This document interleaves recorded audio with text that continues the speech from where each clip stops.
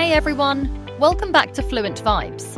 I'm Sarah, and as always, I'm joined by Ali. Today, we're diving into the tech essentials every modern English learner should know. Ali, you ready to get a bit nerdy? Oh, you know it, Sarah. I mean, last time we talked about how AI is making English learning smarter, but honestly, none of that works if your internet is crawling at like dial-up speed. Remember dial-up? Oh, don't get me started. My first online English lesson was on dial-up. I still remember that sound, like a robot screaming in a tunnel. And the lag. I'd try to watch a video, and it would freeze every 5 seconds. It was, well, character building, I suppose. Yeah, and now most people have broadband, which is just a fancy way of saying fast internet. But there are still a lot of choices out there. Basic plans, premium plans.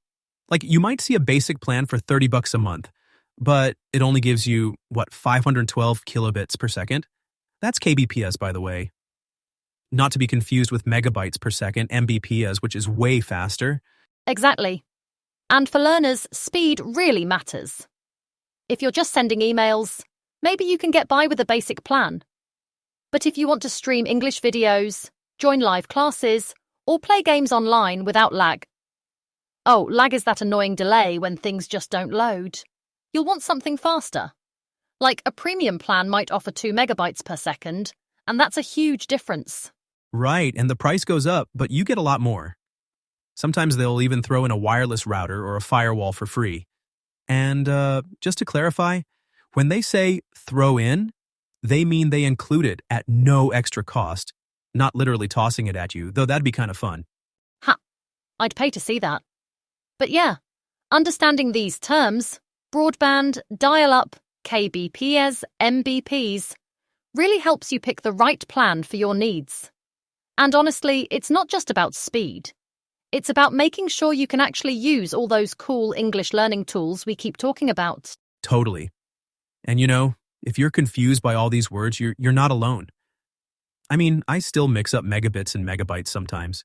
But the main thing is, faster internet means less lag, more learning, and a lot less frustration. So let's talk about what actually makes your internet work at home.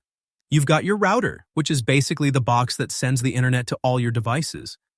Some are wired, but most people use wireless routers now, so you can walk around with your phone or laptop and still be connected. And don't forget the firewall. That's your digital security guard. It keeps out unwanted visitors, like hackers or, I don't know, your nosy neighbor trying to use your Wi-Fi. A personal firewall is just a basic one for your own computer, but it's super important, especially if you're learning online and sharing files. Yeah, and here's a real-life example. I used to do remote English tutoring, and my old router just couldn't handle video calls. The connection would freeze, or sometimes my whole computer would just, stop responding. Super embarrassing when you're in the middle of a lesson.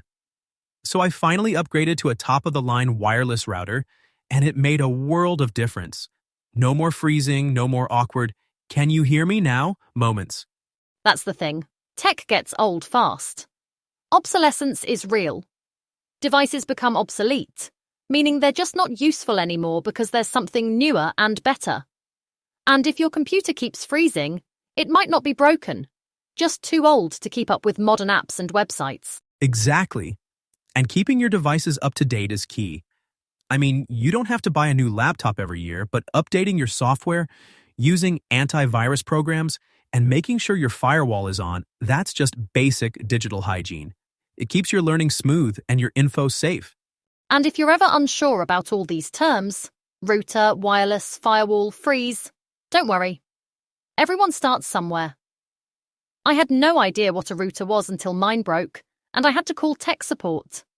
It's all part of the learning process, just like picking up new English words. Ali, it's wild how fast things change. I mean, we've gone from giant computers that filled whole rooms to smartphones you can fit in your pocket. And now, with AI and smart devices, it feels like we're living in the future already. Yeah, and it's not just about the hardware. It's the apps, the online resources, all these tools that make learning English so much easier. Like, you can use voice recognition to practice pronunciation, or flashcard apps to build your vocabulary. It's a whole new world compared to, writing letters and waiting weeks for a reply. Absolutely.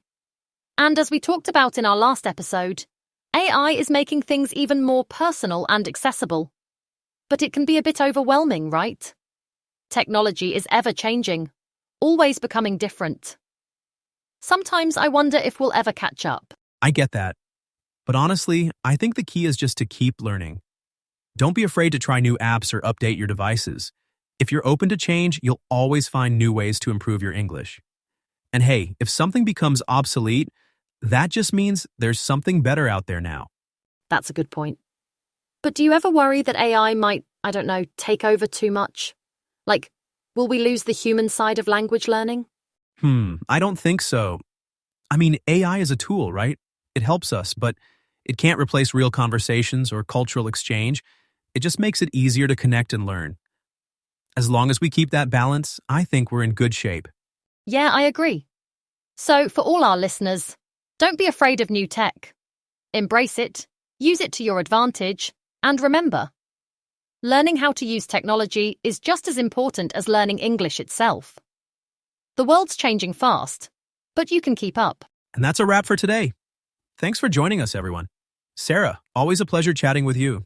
You too, Ali. And thanks to all our listeners. Keep exploring, keep learning, and we'll see you next time on English. Bye. Subscribe to Fluent Vibes and join us next week for a demo episode. Take care, everyone. Bye.